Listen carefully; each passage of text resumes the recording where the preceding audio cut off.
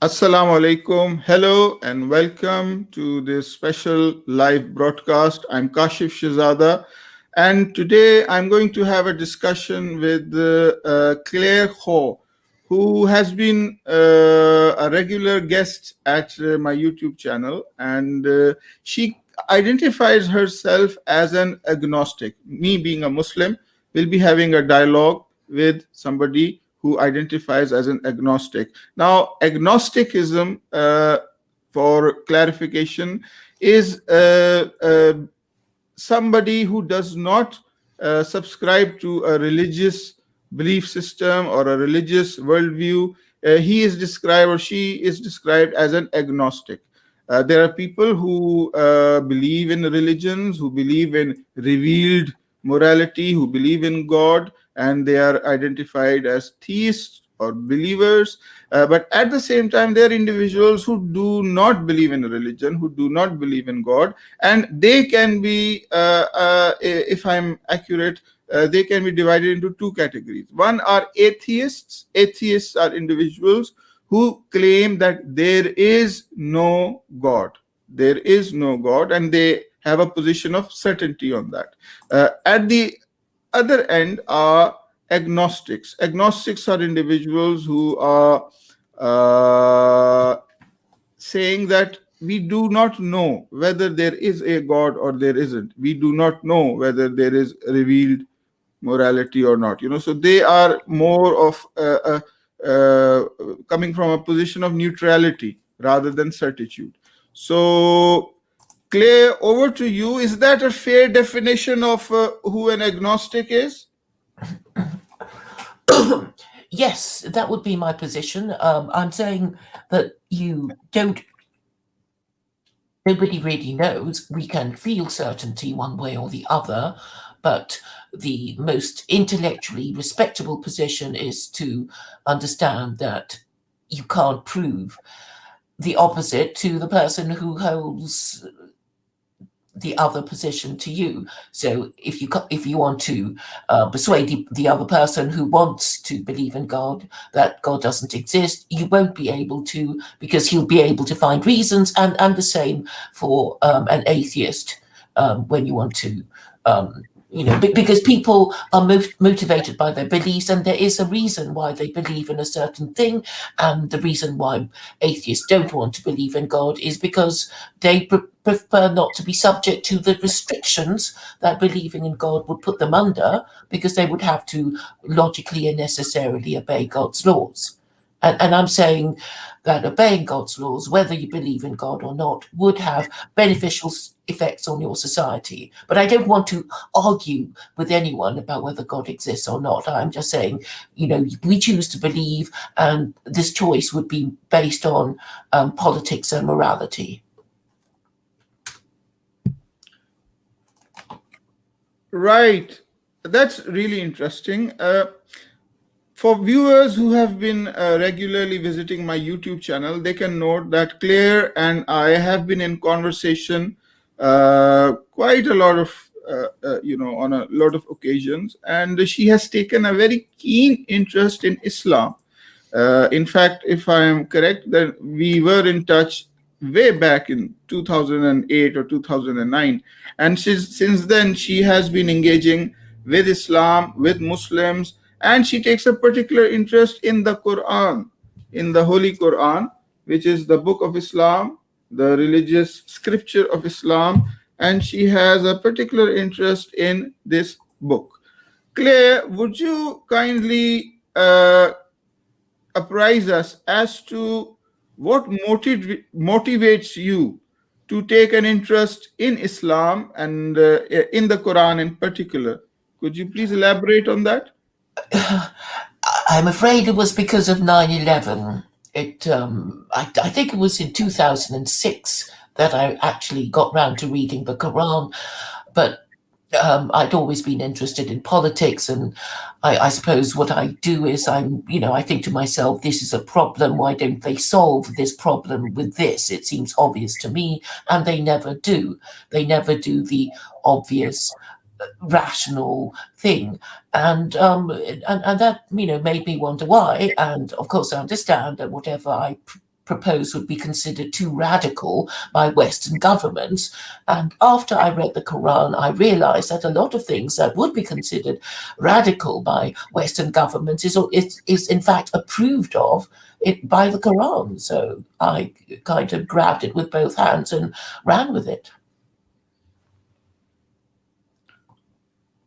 That's interesting. What exactly can you pinpoint what it is that is radical in the West, considered radical in the West, what is approved of in the Quran? Can you give a couple of examples, please? Well, the Quran is basically patriarchy in that it would it directly threatens the sexual liberation that the West, that Western culture is steeped in. You know, the idea is that premarital sex is fine, and their culture is about the indulgence of this.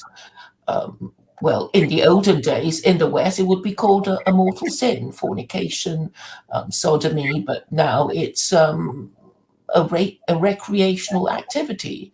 And I think that they're hooked on it. So when you say, well, maybe you shouldn't have sex before marriage, or you certainly shouldn't be parents before you're married, they go crazy because they feel their way of life is being threatened. Yeah, that's really interesting. Sexual liberation. But what would you say about the Catholics? For example, from my experience, when I visited Britain way back in 1998, my first experience was with the Irish people in Birmingham. I lived in the Irish quarter. In my university, the halls of residence was managed by the Irish. Our head boy, he was from Ireland, and they were staunch Catholics. And to them, I came to know that premarital sex and sexual liberation is abhorred. And I was told that, Catholics, Irish people especially, they would look down upon a boy and a girl who would have sex outside of marriage. And they're very strict about that. Would you say that the Irish are more, religiously observant, and it is rather the English or the other, people, the Welsh, who have deviated from morality surrounding sexual aspects and marriage? What do you think about the Irish? Well, Catholic Ireland fell to gay marriage. So, it seems that they've abandoned all their principles, or, if they did believe in it, they wouldn't, put two and two together and say, we're Catholic, we can't possibly make gay marriage a legal thing. The most we can do is turn a blind eye to it, but to actually sanctify what Catholics in previous generations would regard as a mortal sin is evidence that nobody really believes in it. And certainly the Catholic priesthood only put up a very token resistance. And the suspicion is that most of them are gay anyway.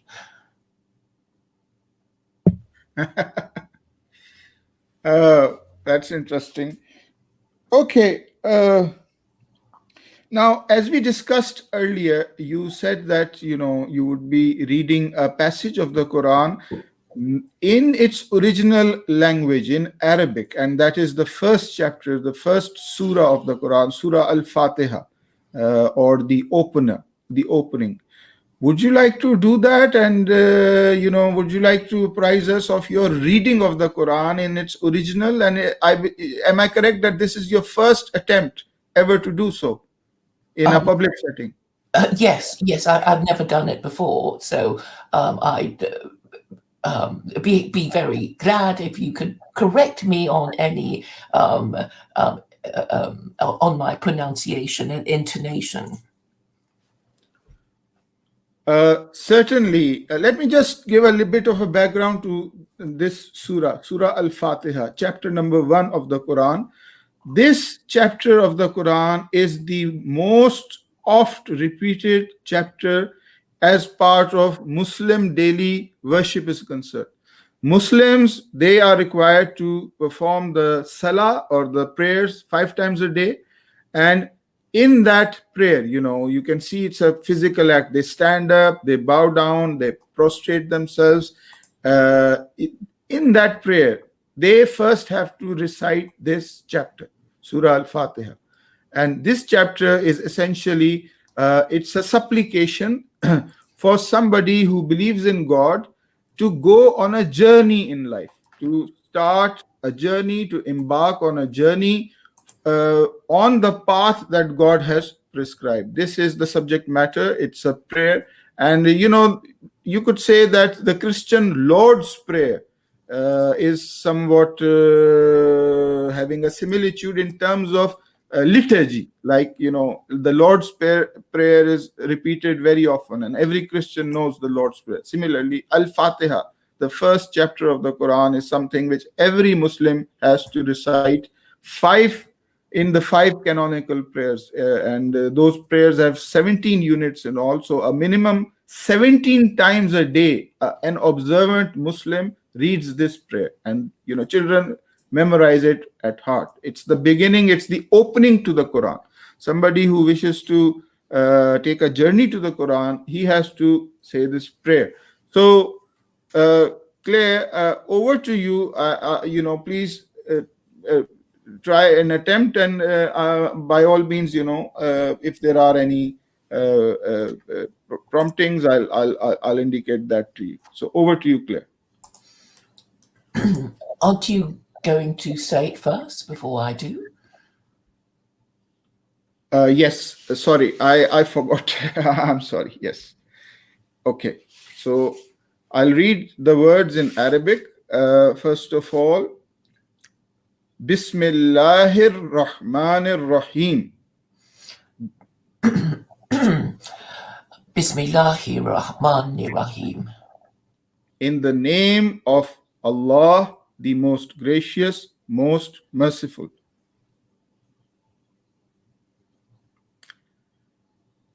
Alhamdulillahi Rabbil Alameen. Alhamdulillahi Rabbil Alameen. Ar-Rahman Ar-Rahim. Ar-Rahman Rahim. Maliki Yawmiddin. Maliki Yawmiddin. Iyaka na'budu wa iyaka nasta'in. Iyaka nabudu wa iyaka nasta'in. Ihdina as-sirata al-mustaqim. Ihdina sirata al-mustaqim. Sirata al-lazina an'amta alayhim. Sirata al-lazina an'amta alayhim. غير المغضوب عليهم. Sorry, could you say that? I'll repeat. غير المغضوب عليهم. غير المغضوب عليهم. ولا الضالين. ولا الضالين. Ameen. Amen. Amen. Very good. Mashallah, mashallah, mashallah. Very good. Excellent. Your vocalization as a Londoner, as a Westerner, and at a first attempt to read the Quran is very, very good, let me tell you. So may God accept this prayer. I'll translate the words for you and for listeners as well. Alhamdulillah, it starts with Bismillahir Rahmanir Rahim, which means in the name of God, the most gracious, most merciful. Alhamdu Lillahi Rabbil Alameen. Alhamdu, all praise, Lillahi is for God, Rabb, who is the sustainer, Al-Alameen, of all the worlds. Ar-Rahman, the most gracious, Ar-Rahim, the most merciful. Maliki, the owner, the master, Yawmiddin, of the day of judgment. Iyaka na'budu, you alone do we serve. Wa iyaka nasta'in, and you alone do we ask for help. Ihdina sirat al-mustaqim, guide us to the straight path. Sirat al-lazina an'amta alayhim, the path of those who you have blessed. غير المغضوب عليهم, not those upon whom is your wrath or your anger. ولا الضالين, and not those who are astray. So Ameen is not a part of the surah itself, but Muslims say, like Amen after the end. So very good, mashallah, mashallah. Okay. Now let me tell you one thing, that Arabic and Hebrew are sister languages. A lot of the words that you have pronounced, they are also existing in Hebrew. If you read Hebrew text, the original, then there are a lot of words that are common. So vocabulary is common. And if somebody can read the Quran in Arabic, they can read Arabic. They can also read Persian. They can also read Urdu, because all these languages are in the Arabic script. So learning the Quran in its original language has a lot of advantages. And if somebody can also understand the vocabulary of the Quran or the grammar of the Quran, they can understand Arabic language itself, without difficulty. They would be able to converse in Arabic, because the vocabulary of the Quran is very common in the Arab world. And it's a lot of, let me tell you also, a lot of governments have introduced Arabic language as part of their curriculum. India, the United Kingdom, you're offering A levels in Arabic, because Arabic is a very widely spoken language, and having links with the Arab world, is really conducive for business. So that's why people want to teach. Okay, so Claire, that's a really good attempt, and I hope God accepts this prayer. So do you have any questions, particularly to this prayer or any other subject? Well, I was asking you, and I've asked other Muslim scholars too, about whether chapter 18, verse 4 of the Quran was ever obeyed, and this, whether it's in any historical record that any, caliph actually obeyed the command of chapter 18, verse 4. The one that calls on Muslims to admonish those who claim that God has begotten the Son. Okay, let me just open up chapter 18 and verse number 4. Let's have a look.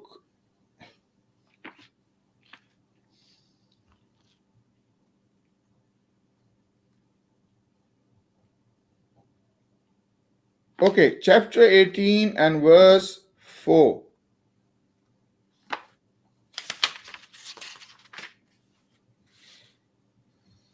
It says, وَيُنْذِرَ الَّذِينَ قَالُوا اتَّخَذُوا اللَّهُ وَلَدًا, and further that he may warn those who say that God hath begotten a son. مَا لَهُمْ بِهِ مِنْ عِلْمٍ وَلَا لِآبَائِهِمْ, no knowledge have they of such a thing, nor had their fathers. كَبُرَتْ كَلِمَةٌ تَخْرُجُ مِنْ أَفْوَاهِهِمْ, it is a grievous thing that issues from their mouths as a saying. In yakuluna illa kaziba, what they say is nothing but falsehood.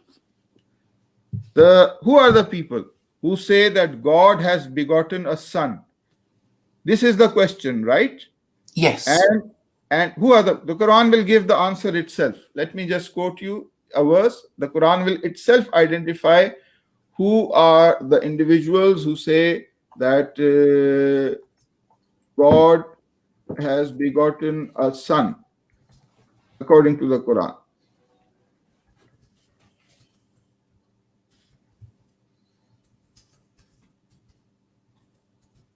Okay, that verse is chapter number 5, verse number 18. Chapter number 5 and verse number 18 of the Quran identifies who are the people who say God has begotten a son. And it identifies two groups who have this belief.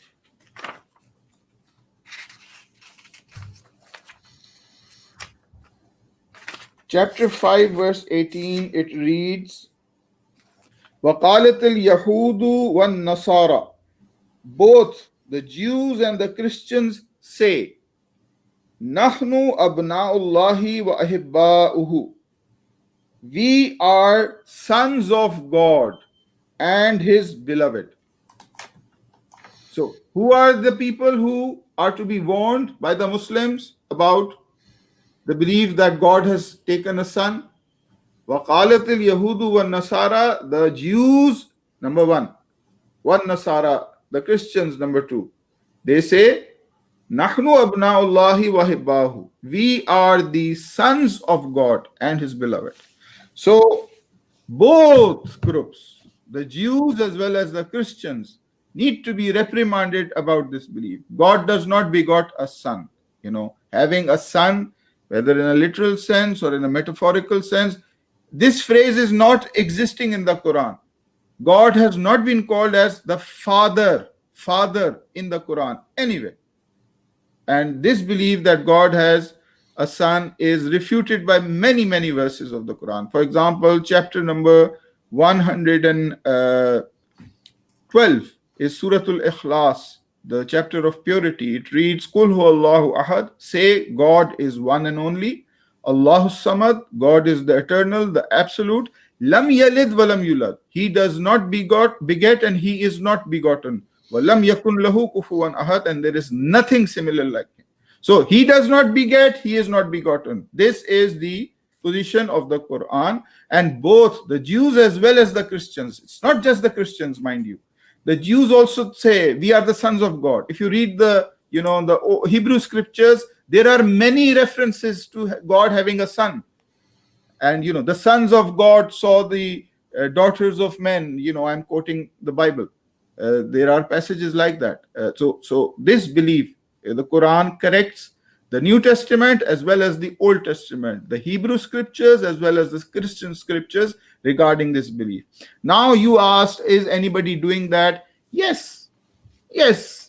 Sheikh Ahmad Didat, for example, if you check out his lectures, I will, The late Ahmad Didat. Sorry, yes, the late Ahmad Didat. Yes, the late Ahmad Didat. He was very forceful in this. He, in his lectures, in his talks, the belief of the sonship of God, you can see him, speak on that. Dr. Zakir Naik, I believe, also speaks on that. There are many da'is. Muslims have da'is. Da'is are individuals who are called preachers. So da'wah, or the preaching of Islam, is a Muslim obligation, and Muslims have been doing that. Muslims have been taking the message of the Quran to faraway lands, as far as China, and as far as the West. And people have been becoming Muslims, and people have been leaving this belief of the Son of God, having God begetting sons, and they are embracing the Quranic belief. This is happening. This is something which is practical and verifiable. If you want a good book, let me tell you, in my library, I have books. Oh, I'd have to search. I have a book titled The Preaching of Islam. And that book was written by an Orientalist, an Englishman, who surveyed all the Dawa movements and all the geographical locations where Islam was spread and how it was spread. So I have that book, I can show it to you. Yeah. Yes, I was thinking of a more direct way of making the point. I mean, as far as I'm concerned, the Jews and Muslims are agreed on the concept of God, which is, the oneness of God, Tawhid, as you call it, right? And I suppose what I'm particularly focusing on is this, is a doctrine of the Trinity, which requires Trinitarian Christians to worship Allah Jesus as the co-equal of Allah. I mean, that is what the Trinity is all about. And over their burnt and bloody history, they have actually burned what they call heretics, i.e. anyone that questions the divinity of Jesus. the last person who was burned at the stake was in the early 1600s, and the last person executed for blasphemy in England was in the late 1600s. So it was, quite a vicious thing that they would do to each other, and it is for it would actually be illegal for anyone Muslim to obey the commandment in 1804. If they were living in England in those times, living in Britain in those times. Right. Okay. Now, two things. Firstly, the Jews and the Christians do not have the same concept of God or Tawheed, monotheism. In their conception of God, now, popular Christianity that believes that Jesus is the incarnation of God. Jesus is God in human flesh. This is not a belief that is shared by the Jews. The Jews are very monotheistic. They call it blasphemy. Yes. That was what Jesus was executed for, according to the Christian narrative. Okay, well, he wasn't executed according to the Muslim narrative, and he was a monotheist. He preached the monotheism that the children of Israel were required to believe in. Secondly, you said that in Britain people were executed on the stake. They were burnt on the stake for denying the Trinity, things like that. It is tragic. I don't believe that it happens now. But Muslims obviously are required to educate other people about what is the correct belief. But at the same time, they are also required to grant religious freedom to everybody. The Quran very clearly. You can do all that. But I mean, what I'm really suggesting is that maybe Muslims could ask the Pope, the Archbishop of Canterbury, the patriarchs of the Orthodox Church, how and why the Trinity is not blasphemy and idolatry. That would be a quick way of doing it, rather than asking individual Christians, who don't know about theology. They most of them who identify as Christian, they don't even know what they're supposed to believe in. So the quickest way is to go straight to the top and ask the Pope and the Archbishop of Canterbury and the patriarchs how Christianity isn't blasphemy and idolatry. And they won't burn you at the stake anymore, as you were just saying. Because in the UK the blasphemy laws have been repealed. Yes. Well, yes, they should. Muslims should. The late Ahmad Didat actually did attempt to have a dialogue with the Pope. I will share some of his clips with you about that. And the Pope did backed out. He said, "I'll see you in private, but I don't want to have a public dialogue." Yes, because it's morally and intellectually indefensible. They know they can't. Yes. The only way they could ever win that argument is to burn you at the stake, to shut you up. And now they've lost the will to do that. And now, we have the pandemic. Okay, there are two views. But as an agnostic, I can say, yes, we can get epidemics and pandemics every century, like the Spanish flu in the 20th century. But now we can say, yes, it could be, all, nature and whatever. But if you believe in God, then you would have to come to the conclusion that if God exists, he and he is in control of the universe, and he must be punishing us with the coronavirus, with COVID, for a reason, and it must be sin, and the sin is to worship him in the wrong way, for the Christians to be practicing blasphemy and idolatry, and nobody, saying a thing about it. The Jews are too afraid, the Muslims are too afraid, they won't ask the Pope and the Archbishop of Canterbury and the patriarchs. And we don't have to, it's like you can just say it in a Zoom meeting, can't you? I mean, we don't expect them to, come in person and answer our questions, but it's like, well, can't you just tell us how Christianity isn't idolatry and blasphemy, and, and we'll see what they do. Well, let me share with you, my personal encounter with the Archbishop of Canterbury, former Archbishop of Canterbury, Dr. Rowan Williams. I had the opportunity of meeting him in person in Sheffield. I was working as a officer in a government sponsored project. I was a Muslim officer. It was an interfaith project, and he was visiting a college in Sheffield. And I had the opportunity of sitting at the table in front of him for about half an hour or so. And personally, I did, ask some probing questions, and from Islamic perspective. Yes, you are right. Muslims should engage in dialogue with the Christian hierarchy and the likes of the Pope, the archbishops, the bishops themselves, and they should do so not to curry favor with them, not to appease them or please them, but also to speak the truth to them. And this is called da'wah. Da'wah is to invite people to Allah and to speak the truth. And individuals have done that, but I believe, yes, you are correct that Muslims are not doing it as they should. It is their duty. They Maybe are that's doing why it. they're being punished. I mean, I say that as a possibility since I'm only an agnostic.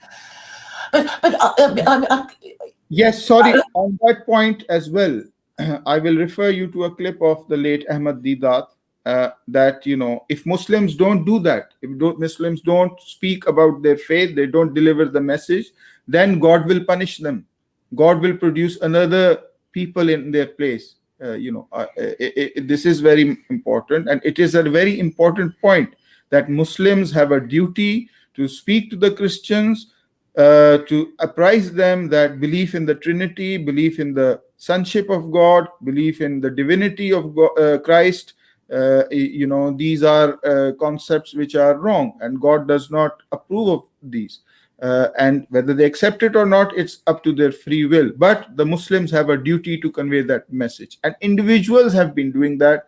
But I believe it's not being done at a large scale.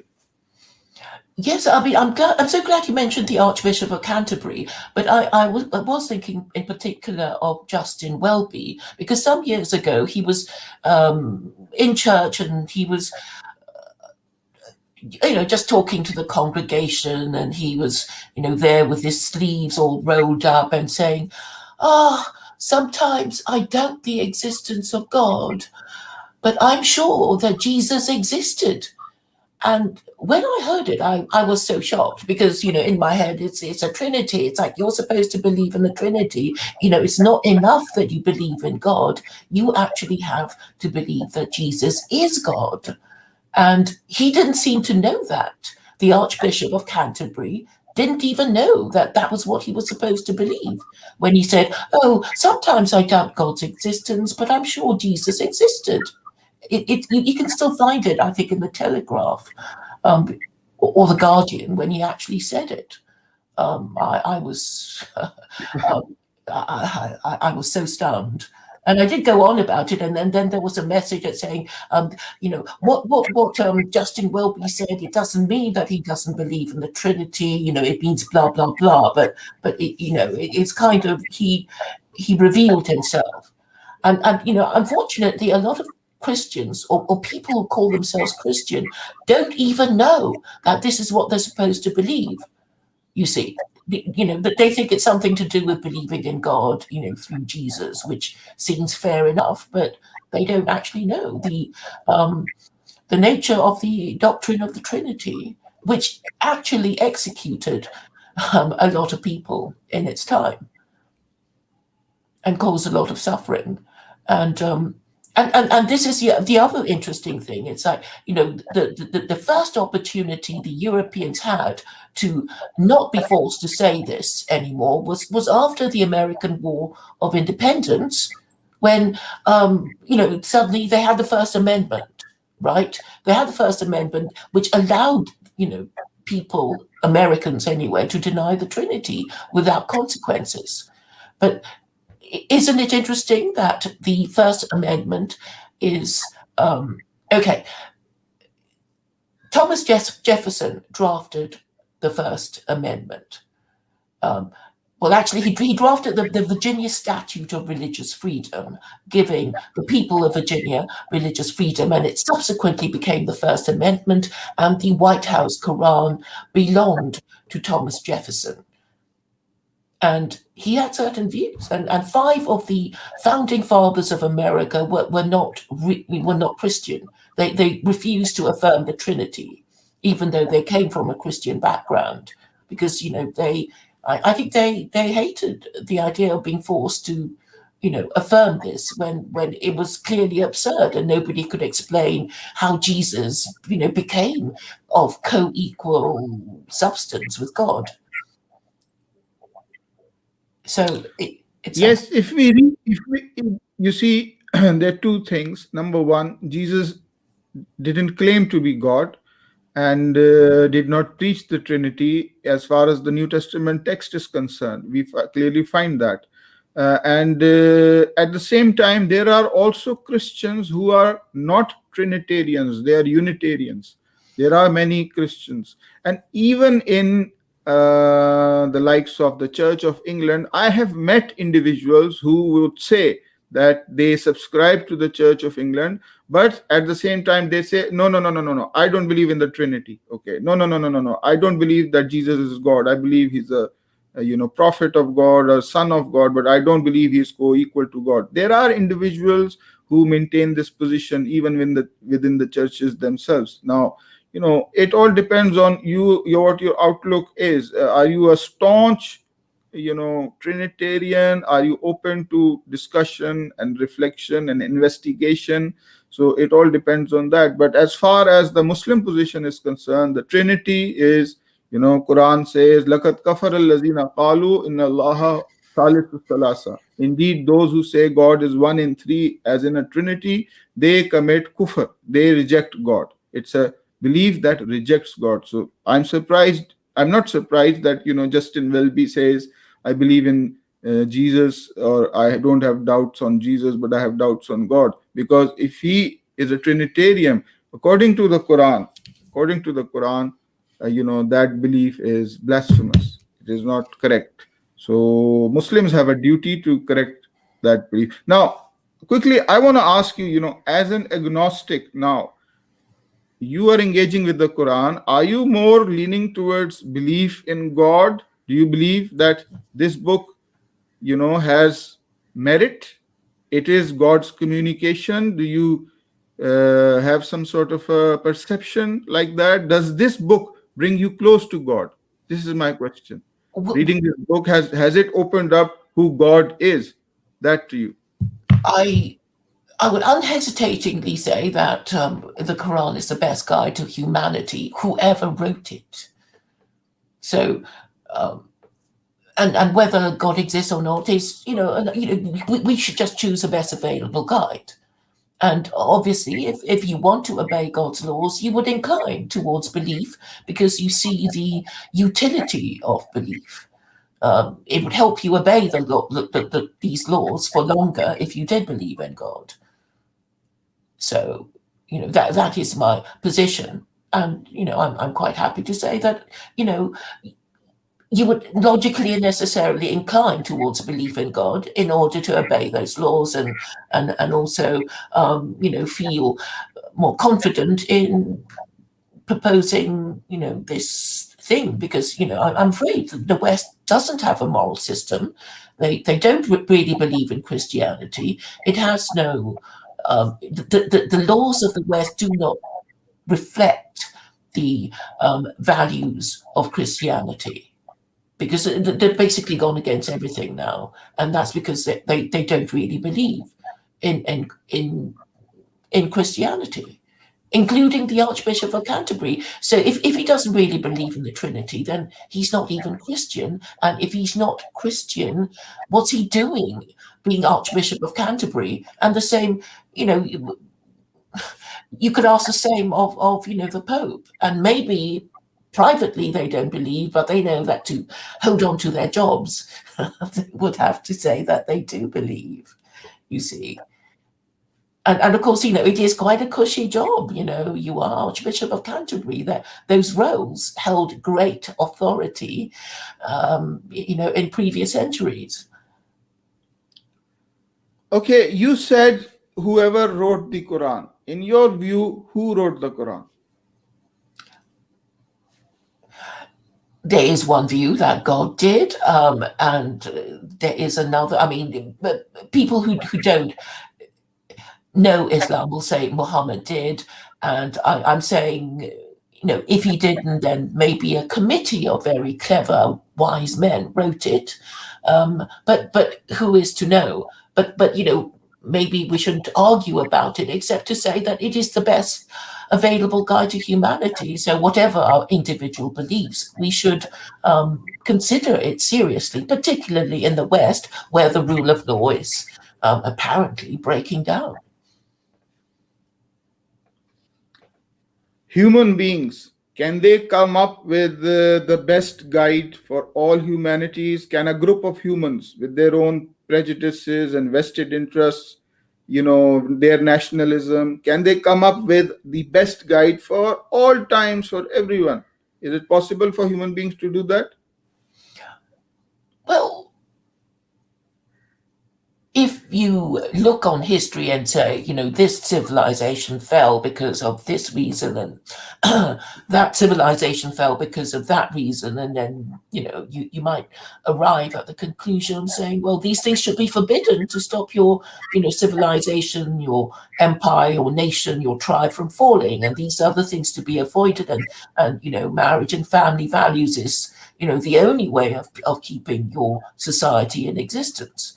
So, that's why all religions are supposed to pay lip service to marriage and family values. And I guess, all these things about forbidding murder and theft and sexual immorality, that's kind of obvious if you've had any kind of historical knowledge of your own society and the society of others.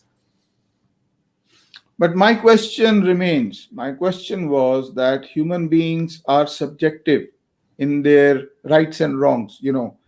They have different languages, they have different cultures. How can a subjective human produce an objective morality for everyone and independent of time and space? How is it possible for me to suggest with my own thinking and observation, the rights and wrongs for everyone to apply, the best guide that there is? Is it possible for any human being to do that? That was my question. I'm trying to think of how somebody might have done it, with the benefit of hindsight, of course. So he would he would be referring to the Torah, and I think there's a lot of wisdom in the Quran that comes from the Roman Empire. Would you agree with me about that? They had the rule of law. The Romans had the rule of law, but they forgot about the things that made them great, and they just broke their own rules. And you can see that most civilizations, they fall when they broke their own rules. The Hebrew scriptures are about the Israelites, right? Yes. And they aren't for all humans, right? So how can you say that, that bit of text is, it's, the Quran, you said, is the best guide there is. That's what you said. And I'm asking that if the Quran is the best guide for all humanity, how is it possible that a human being has come up with an objective guide for everyone? And now you also said, there's Roman references to Roman civilization. What exactly? The Romans were, they practiced homosexuality, they practiced immorality. The things that they practiced, the Quran condemns it. They had idol worship. They had their, the Zeus and Apollo and Medusa. They had gods. The Greeks had their gods. The Romans, they were idolaters. The Quran is not borrowing anything from them. Well, early Republican virtue, you can divide the history of Rome into two parts: when they were still a republic, when they were rising up and they were the people they knew themselves as a people who hated kings, and then after Augustus, they became a people who worshipped their emperors after they were dead, but they broke the rule for Nero. So they were beginning to break their own rules, and when they became an empire, they became decadent, and there's always this sort of danger that you become a victim of your own success. So you have a lot of money and you throw money at all your problems, and in the end you find you have no money after all, because you used up all your money. You instead of encouraging your working classes to become Roman soldiers, you let them stay in Rome, having free bread, being entertained by circuses, and they no longer had a purpose. They stopped being so literate, and eventually they became so useless. And I'm afraid they remind me of how the West is now.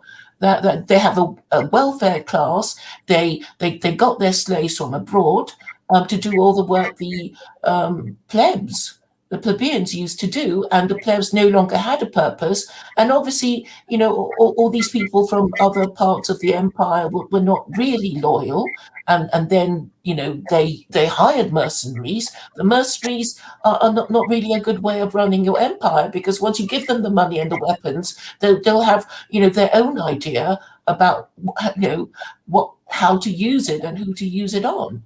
So I guess, any self-respecting society should have produce enough men to man their armies and to do whatever needs to be done. But the West is still using the welfare state to keep its formerly working classes in existence, but really, kind of wanting them to be out of the way and not caring about them if they're, alarmed and frightened about immigration, and calling them racist, and then they vote for Trump, and then they, some say stole the election from Trump and his supporters.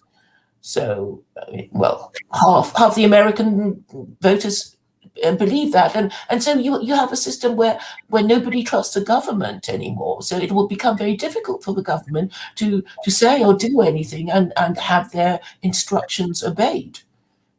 And with the pandemic, things will get even worse, I think. And the court has the rule of law that that the Romans had. Now, Claire, my question remains: how is this book coming from the Romans? Did any Arab get in touch with the Romans and copy their scriptures? Did Arabs at the time of Prophet Muhammad, they were down in the gutter? They didn't know how to read or write. So how is it possible that somebody brings a book of this thick volume, precise writing, describes the universe accurately, gives morality, and what's the proof that the Arabs copied and made up the Quran from the Romans? Having rule of law isn't proof of any divine guidance. The pharaohs also had the rule of law. The communists also have the rule of law. Every regime has a rule of law. Whether those laws are just or not is another matter. So I would like you to think on that point, account for it. Where did this book come from? Well, I am an agnostic, so I would have to consider the possibility that it came from God. So. Okay, well, on that note, I'll take your leave. We are almost coming close to the hour, and I hope that our conversations can continue. It was really interesting talking to you. Are there any last words, any final comments or questions that you would like to share with me? I can't think of anything. Yes, perhaps I was talking about Islamic finance to some communists and socialists, and they were talking about the injustice of the inequalities of income, and I was saying, I was trying to explain to them that chapter 2 verse 275 forbids usury but not commerce. And I would have got round to saying that there is a verse in the Quran about a loan agreement. So, but the thing is, I don't really know that much about Islamic economics and financial instruments, and maybe you could tell us about that. Or maybe it's a bit late in the show for you to do so, but I'd like to know a bit more about that. Yes, well, it is a topic in itself, and we'd rather have another session. There are many books written on Islam and economics, many books. I can share that with you. In a nutshell, Islam does not approve of capitalism, cutthroat capitalism, and it also does not approve of communism. Islam offers an economy which is based on principles of justice, equity. And there is a verse in the Quran, chapter number 59, verse number 7. It says that, give money to charity, give money to the needy, so that the wealth may not accumulate only among the rich people among you.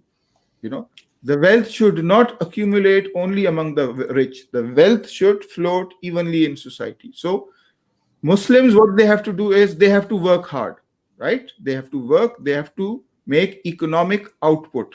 Now, that economic output, they should keep what is to their needs, basic needs, and they should live according to, the needs that they have. And the surplus, they have to give back to society, the needy. So Islam does not approve of capitalism. Capitalism, profit making is because of usury. Because capitalism is impossible without usury, right? Yes, that is true. That is why usury is banned. Indeed. So Islam offers this, that I have to work. First of all, you have to work. You have to make economic output. Secondly, you have to share the profits with the needy. The hungry, the orphans, you have to care for them. So in every Muslim's wealth is the right. You don't give charity, out of sympathy. That is a misconcept. Charity or zakat in Islam is not, something given out of sympathy, for the poor. Oh, what a poor guy, let me help him. With that feeling. It is given to him because it is his right. Okay, it belongs to him. In society, there are individuals who can work more, and there are individuals whose economic output is less. Now, the person who can work more, who is more knowledgeable or intelligent, who has more output, through his work, the share that actually had to go to the needy person or the disabled person has come to him. So now it is his right. I have to give it back to him. I have to restore. The Quran uses the word, restore to them what is due to them. And the fruits of this planet are meant for all humanity. Another verse of the Quran says that, in Surah Al-Baqarah, chapter number 2, it says that, Ya ayyuhan nas a'budu rabbukum, O human beings, serve your Lord. Allazi khalaqakum wallazina min qablikum la'allakum tattaqun. Who created you and those before you, that you may become righteous. Allazi ja'ala lakumul arda firashan. He is the one who has made this earth as a carpet for you. Was samaa bina'an, and the sky as a canopy. Wa anzala bihi min al-mai. I'm forgetting the ayah. And he has sent down rain from the sky. Wa akhraja bihi min as-samarati rizqan lakum. This is the important passage. And he has produced sustenance from you, from the planet. Sustenance for all of you. The Arabic word is lakum, and the address is to annas, humankind. So every human being, listen, this is Islamic economics now. Every human being, every human child has the right to the sustenance of the planet. You cannot create an economy where there is a monopoly, where wealth is within only a few hands. An Islamic government, is there to ensure that all who live within the territory, their economic needs are met. All, even animals. The second Caliph Umar used to say that if a dog were to die by the Euphrates, even then Umar will be held accountable for God for it. So you have to care for the animals, you have to care for the elderly, you have to care for the orphans, you have to care for the disabled as a right. You're not doing them a favor, you're doing it for God. Okay, so this is the basic of Islamic economics, but there are many books that are written. I can send you a lot of books. In Pakistan, a lot of books are published and they are also cheap. So if you need any books on the topic, I can send you stuff. Do read on that and talk to other Muslims, and we can also have a separate, session on Islamic economics itself. Okay. May I ask one quick question about communism? And my question is, how does communism go against Islam? Okay, now what is communism? We should first of all understand, socialism is something different and communism is something different. We need to be very precise about the vocabulary. In communism, the factors of production are owned by the state. The state owns everything. There is no private property. And there is no incentive to work. People have to be forced to work. So in Soviet Union, Russian factories used to manufacture, there's a joke, they used to make a shoe, a really good shoe, but only one shoe. The second pair was missing because there was no incentive to the worker to work. If he works 8 hours and he is educated with a PhD, his salary is the same as far as the tea lady is concerned. So why should he work more? If I'm getting the wages of a tea lady, then why should I put in my labor? There is no incentive. So they would defect to the West. They would go from East Germany to, the Berlin Wall, scale up the Burning Wall, and then say, we want to live in the West. And capitalism provides you an incentive to work, profit, personal profit.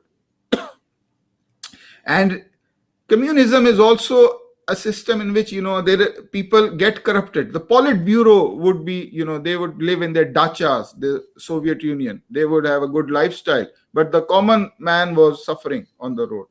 So communism is state control, and it does not offer you an incentive to work. Now, Islam offers an incentive to work, the afterlife. And gives you the right to property as well, doesn't it? Yes, That's what Islam offers you. You can own, it does offer private ownership, but to an extent. One guy cannot own an entire city. You can't say that we'll sell the whole country to 10 people. Like you had a recent report by Oxfam that 10 wealthy individuals, their earnings are so much that they can, immunize the world's population in this pandemic. So, the wealthy people that there are. So this is what capitalism does. It allows the sharp and intelligent people to gather all the wealth for themselves. So Islam and change the world according to their own preferences, like George Soros. Yes, whatever, So Islam is against capitalism and Islam is against communism. Islam is a balance. Okay, it offers a balance system. You should work for everyone. Yes, you should work. You should have economic wealth. You should create wealth. It is not forbidden to create wealth. If you want to wear nice clothes, yes, you are allowed to wear nice clothes. You are allowed to all that. But if there is a surplus to your needs, then that surplus has to be shared. It has to be shared with the needy. So this is Islamic. And the incentive is belief in God and the hereafter. Believe that this physical body is not all that there is. Once I die, then, if I was a corrupt man, then I'm going to get punished. If I was a righteous person, then there will be Jannah, the garden. Now, this is also a very important word, the garden of the Quran. It's beautiful. Let me tell you, the garden of the Quran, Jannah, it's beautiful. You know what kind of a place it will be? In chapter number 55, it says, Zawata Afnan. It will be a place of arts. Afnan, the Arabic word, is the plural of fun. Fun in Arabic means art, beauty. So God is going to transport us into a place where there will be arts, there will be beauty, arts, aesthetics of all forms, and there will be gardens, there will be serenity. Okay, so some Muslim economists have also likened an Islamic society which is being ruled by Islamic law as the garden of paradise. That you get equal distribution of wealth, and there is equality, and your society becomes like a garden. The garden of afterlife is also something that you experience in this world as well. So that's another food for thought. Hopefully we can have another session. We are 1 hour past, so I'd like to take your leave now, please. Thank you for having me, Kashif. I've enjoyed Okay, our discussion. Claire, it's a pleasure, and hope to speak to you soon. Thank you. Thank you.